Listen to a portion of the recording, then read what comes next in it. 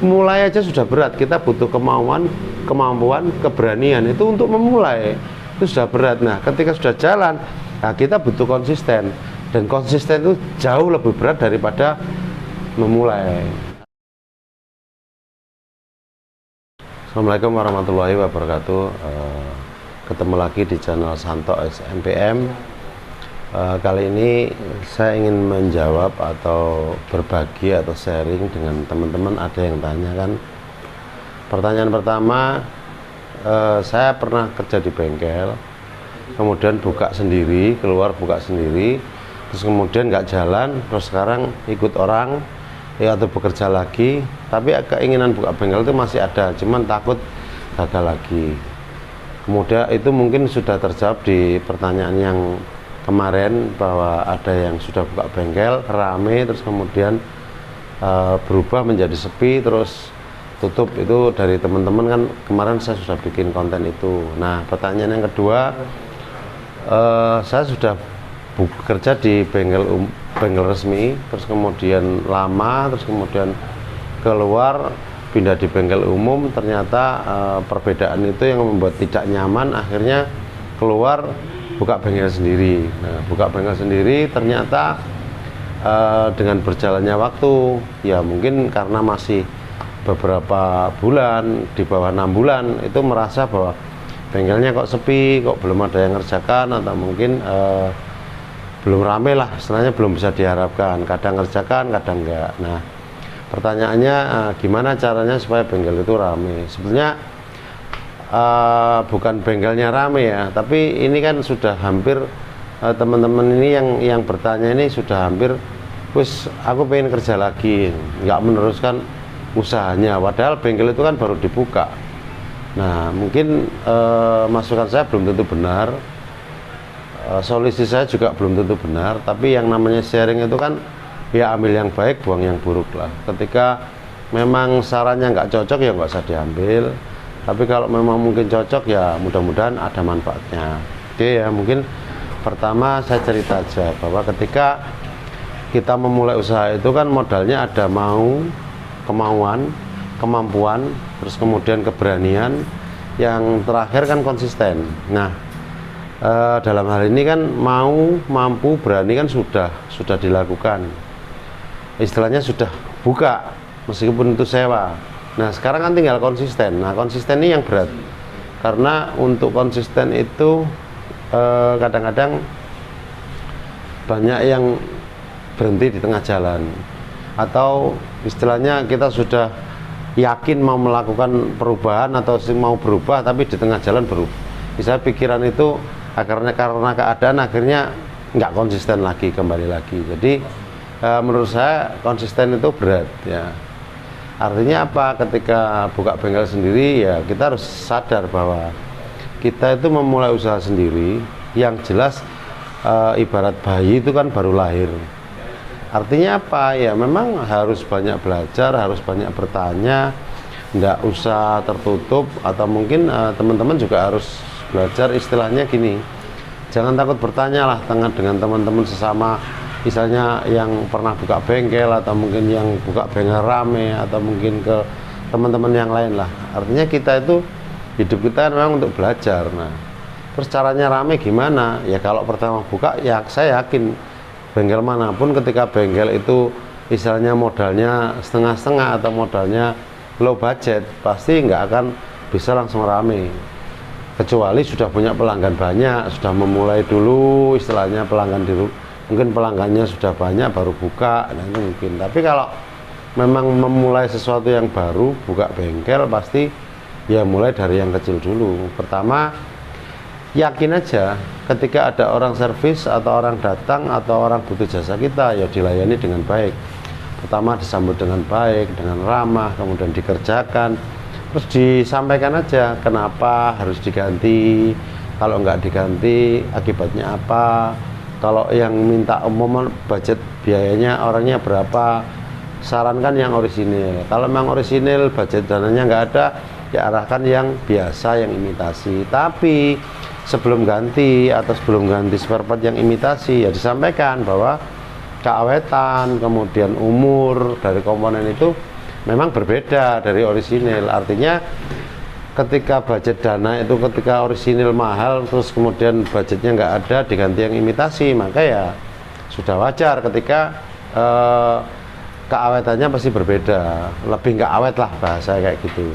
Itu pertama. Kedua, terus jangan biasakan gini, kan ada teman-teman juga yang kemarin itu bertanya, ya saya senang-senang aja, saya sudah biasa konsumen saya itu ketika datang terus diakal atau diperbaiki atau di repair, tapi itu kan tidak menambah image bengkel itu semakin bagus. Kenapa? Karena tidak disampaikan bahwa di repair itu umurnya berapa, hasilnya juga nggak akan 100%, pasti hasilnya nggak akan 100% kalau di repair.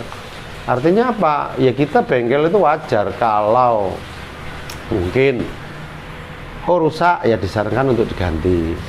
Kalau diganti orisinal tidak ada biaya, diganti yang imitasi. Disampaikan keawetannya, kemudian akibatnya apa, kemudian karena mungkin presisinya kurang bisa berakibat juga nanti nggak bisa 100% normal, itu disampaikan. Kemudian ketika di repair atau diakal atau apapun itulah, itu artinya disampaikan juga bahwa ini nggak bisa mengembalikan performance 100%, ini nggak bisa mengembalikan kondisi motor seperti semula, seperti normalnya ketika diganti. Jadi orang sudah tahu bahwa yang kita kerjakan seperti itu, dan itu terus kemudian gini, ketika bengkel sepi, nah kebanyakan kalau istilahnya ketika buka bengkel terus bengkel sepi kan ditungguin, diam, ditunggu di bengkel, terus kemudian ada orang datang ya dikerjakan, nggak ada yang datang ya ditinggal nongkrong, tengok-tengok, mungkin merokok, HP-an atau mungkin main game lah.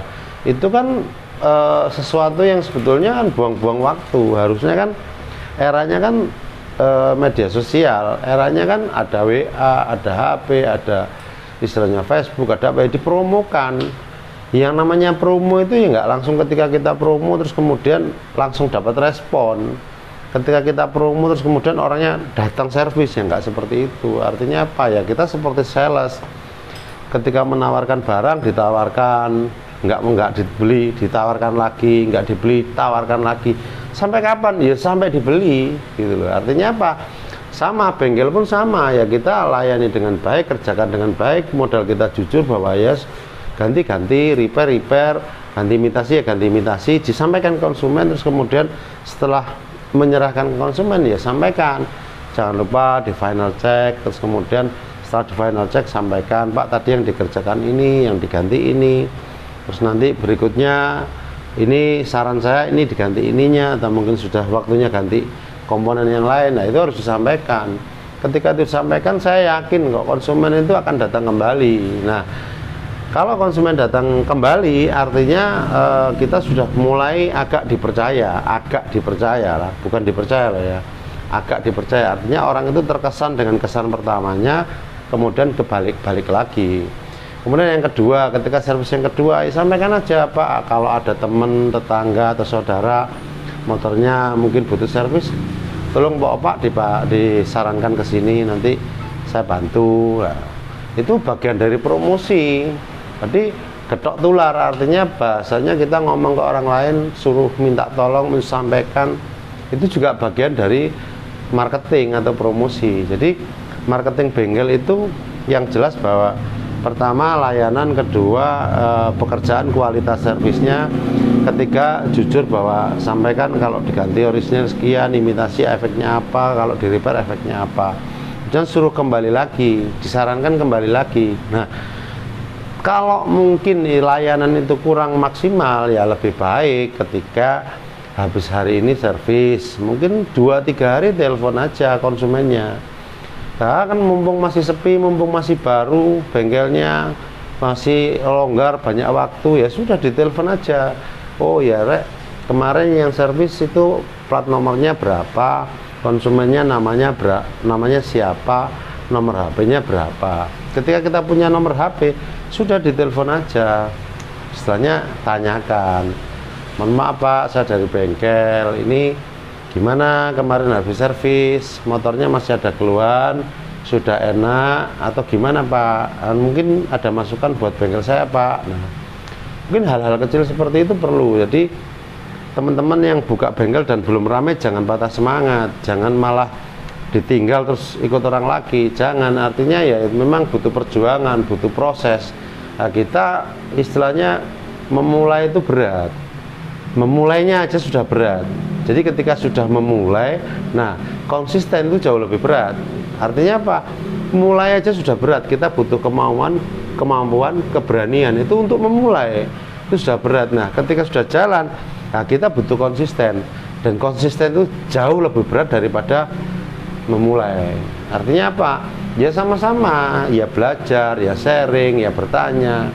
Jangan takut salah, jangan takut istilahnya apa ya, ketika ada orang, ada konsumen, diajak ngobrol aja enggak apa-apa. Cuman ya jangan istilahnya keluar dari topik, istilahnya ya sudah biasa aja, tanyakan riwayatnya, servis di mana, keluarnya apa. Nah, artinya ketika kita bisa menyelesaikan satu masalah, maka orang itu terkesan. Ketika kita menyerahkan dengan penjelasan, orang itu akan penilaiannya akan bengkel ini api. Nah, terus besok apalagi ditelepon, saya yakin konsumen itu ini bengkelnya beda dari yang lain. Jangan menganggap enteng namanya follow up atau telepon balik.